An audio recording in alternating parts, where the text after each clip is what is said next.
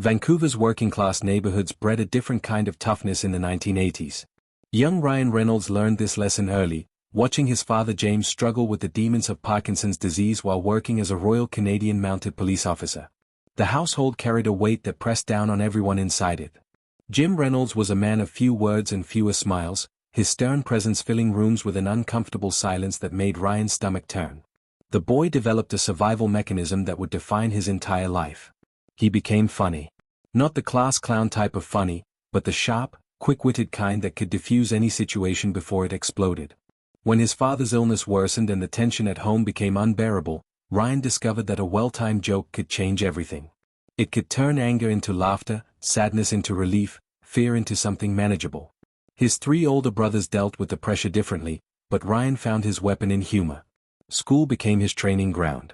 He wasn't the biggest kid or the strongest, but he learned to read people instantly, understanding what made them tick and what would make them laugh. Teachers initially saw him as disruptive, but they couldn't deny his intelligence lurking beneath the wisecracks. His mother Tammy recognized something deeper in her youngest son. She saw a boy building armor out of punchlines, creating distance between himself and the pain that threatened to consume their family. By the time Ryan reached his teenage years, the mask had become so convincing that even he sometimes forgot where the joke ended and the real person began. The fear of being truly seen, truly vulnerable, drove him to perfect his craft until the shield became impenetrable. Los Angeles welcomed Ryan Reynolds with the same cold indifference it showed every hopeful actor who stepped off the plane. At 19, he believed his charm and quick wit would open doors. Instead, he found himself trapped in an endless cycle of rejection that tested every ounce of resilience he possessed. The auditions became a blur of forced smiles and scripted pleasantries. Casting directors would glance up from their clipboards, unimpressed by the Canadian kid trying too hard to be likable. He booked a role on a teen soap opera called 15, which provided just enough money to survive but nowhere near enough to feel secure. The show taught him about cameras and timing, but it also taught him about disappointment. When it ended, he faced the terrifying reality that success might never come. Years dragged by with small roles that led nowhere. He played forgettable characters in forgettable shows, each cancellation feeling like another door slamming in his face. The humor that saved him as a child now became his professional liability. Hollywood wanted him to be serious, brooding, traditionally masculine. They wanted him to fit into boxes he couldn't squeeze into without losing himself completely. His agent kept pushing him toward conventional leading man roles, but Ryan knew those parts would kill something essential inside him. He watched other actors compromise their way to stardom, becoming hollow versions of themselves in exchange for fame. The temptation whispered constantly. Financial pressure mounted as rent came due and auditions dried up. His relationship with his father remained complicated and distant. Jim Reynolds didn't understand the acting dream, couldn't comprehend why his son would choose such an unstable path.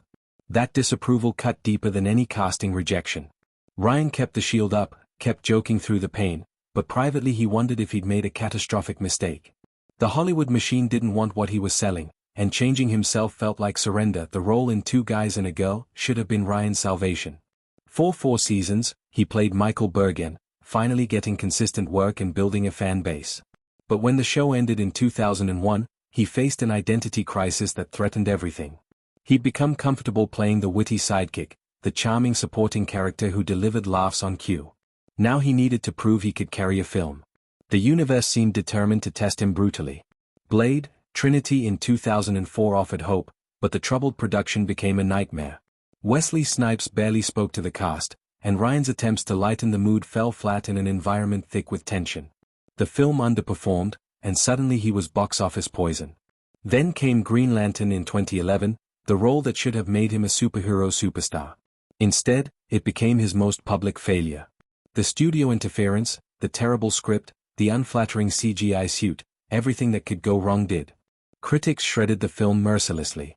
Ryan sat in a dark theater watching audiences laugh at moments that weren't supposed to be funny, cringing at dialogue that sounded ridiculous coming from his mouth. The experience broke something inside him. For the first time, humor couldn't protect him from the humiliation. His marriage to Scarlett Johansson crumbled under the pressure of 2 careers pulling in different directions. The divorce felt like another failure stacking on top of professional disappointments. He was 35 years old, his window of opportunity closing rapidly, and everything he'd built seemed to be collapsing. Depression settled over him like a heavy blanket he couldn't shake off. But in that darkness, something shifted. Ryan stopped trying to be what Hollywood wanted and started fighting for what he believed in. A script called Deadpool had been floating around for years, and he became obsessed with it. The character's fourth-wall-breaking humor, the irreverence, the vulnerability hidden beneath crude jokes, it was everything Ryan had been suppressing to fit Hollywood's mold. Studios didn't want Deadpool. They rejected it repeatedly, calling it too risky, too violent, too weird. After Green Lantern, nobody trusted Ryan Reynolds with another superhero franchise. But he refused to surrender. This character meant more than just career redemption. Deadpool represented permission to be authentically himself, flaws and humor and darkness all mixed together. Ryan fought for that script with an intensity that surprised everyone around him. He spent years meeting with executives, pitching the vision, explaining why this unconventional approach would work. They dismissed him as desperate, as delusional. When test footage mysteriously leaked online in 2014, generating massive fan enthusiasm, the studio finally greenlit the project with a brutally small budget. They expected it to fail quietly. The production became a labor of love and desperation. Ryan took a significant pay cut to ensure the film stayed true to its R-rated vision. He lived and breathed the character, improvising lines, collaborating with writers, pushing for authenticity in every scene. The pressure nearly crushed him. If Deadpool failed, his career was effectively over. No studio would take another chance on him. February 2016 changed everything. Deadpool exploded into theaters, earning over $700 million worldwide. Audiences didn't just like the film, they loved it with a passion that shocked industry insiders. Ryan's willingness to be vulnerable, to mock himself and Hollywood, resonated with millions who were tired of polished, perfect heroes. The character's darkness and humor merged into something revolutionary. Critics who'd written Ryan off suddenly praised his commitment and performance. The shield he'd built as a child had finally become his greatest weapon, not because it protected him from the world but because he learned to share it with others. People saw their own struggles in Deadpool's jokes about pain and failure. Success didn't erase Ryan's anxiety or self-doubt. Even after Deadpool's triumph, even after becoming one of Hollywood's most bankable stars, the old fears lingered. He learned to speak openly about his mental health struggles, discussing anxiety attacks and the exhausting effort of maintaining positivity. This vulnerability became his new superpower.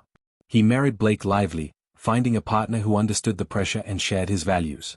Together they built a family while navigating the absurdity of fame. Ryan approached fatherhood with the same emotional intelligence he developed as a child, understanding that kids need authenticity more than perfection. His children would grow up knowing their father's flaws, seeing him as human rather than heroic. The humor evolved from a shield into a bridge connecting him to millions facing their own battles. His social media presence became legendary for its self-deprecating wit and genuine warmth. He used his platform to support causes he believed in, never taking himself too seriously while taking important issues seriously. When his father passed away after decades battling Parkinson's, Ryan channeled his grief into advocacy work for the disease.